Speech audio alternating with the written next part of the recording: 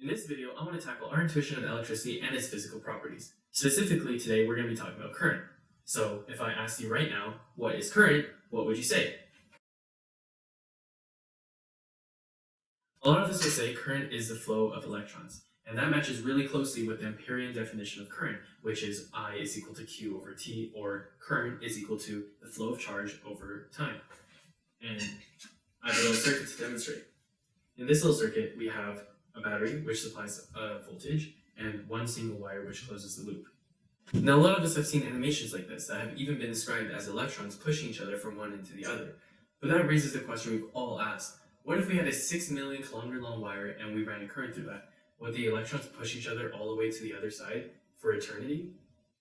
Well, maybe not all of us have questioned that, but that leaves us wondering, if electrons are too slow to transfer the information in current-carrying wire, what does?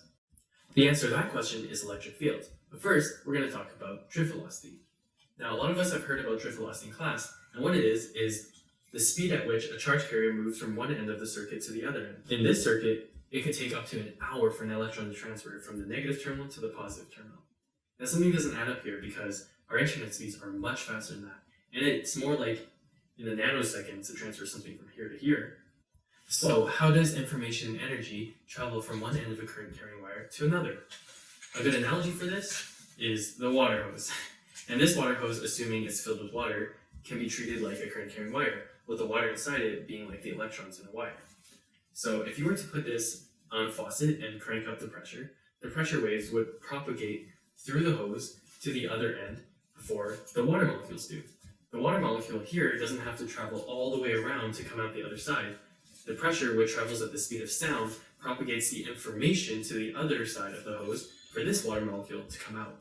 And that's exactly how a wire works. In a current-carrying wire, instead of pressure waves, we have electric fields. And those propagate at the speed of light, or almost the speed of light.